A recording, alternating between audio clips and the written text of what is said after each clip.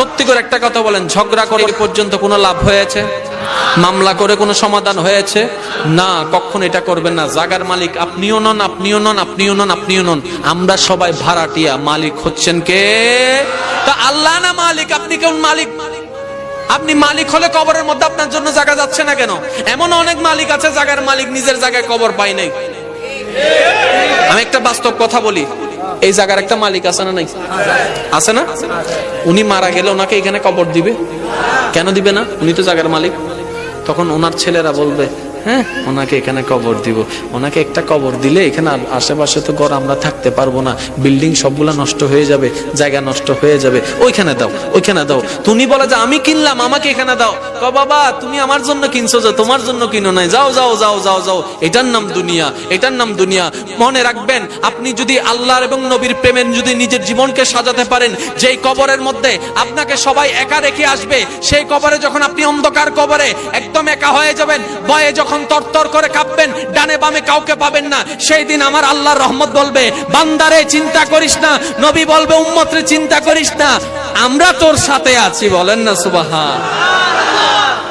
ওইটা চান, এটা চায়েন না। অনেক হয়েছে তো, আর কত? এমনও পর্যন্ত কাহিনী আছে, এক ভাইয়ের জানাজায় আরেক ভাই যাচ্ছে না। সত্যি বলেন, ঠিক না?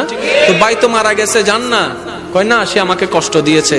ভাই শুনুন, আপনি কাউকে কষ্ট দিচ্ছেন শুধু এতটুকু নয়, আপনি জানাজার মানুষ হারাই ফেলতেছেন। আল্লাহর ওয়াস্তে আজকে থেকে শুধু পারবেন এই জিনিসটা? নবী বলছেন কি সেটা দেখেন, মান সাকাতা নাজাতা, যে চুপ রইল সে নাজাত পেল। বলেন না সুবহান? আর একটু জোরে বলেন না সুবহানাল্লাহ। যে অপরাধীকে মাফ করে দেয়, আল্লাহ তাকে মাফ করে দেয়। একটা হাদিস শরীফ মনে পড়ছে, বলবো? বলবো? পিছনের ভাইরা বলেন, বলবো?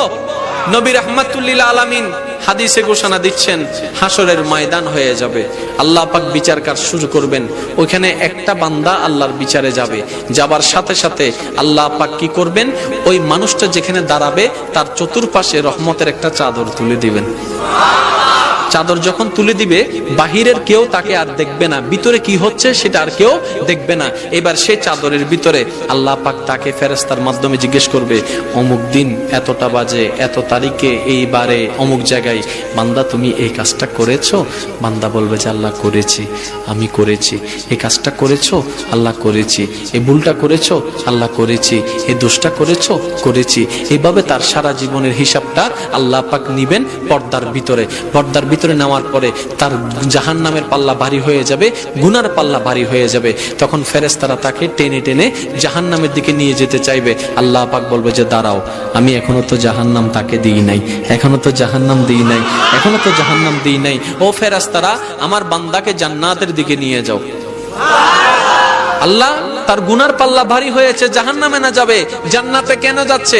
আরেকটি কথা, মওলা এই সবার বিচার করলা তুমি এরকম প্রকাশ্যে, তার বিচারটা কেন তুমি এরকম পর্দার আড়ালে করলা? সেই দিন রহমান উত্তর দিবে, আমার এই বান্দা কোন বান্দা জানো? যে দুনিয়াতে তার বন্ধুর অনেক গোপন খবর জানতো, ভাইয়ের অনেক গোপন খবর জানতো, বান্ধবীর অনেক গোপন খবর জানতো, বউয়ের অনেক গোপন খবর জানতো, মা বাবার অনেক গোপন খবর জানতো।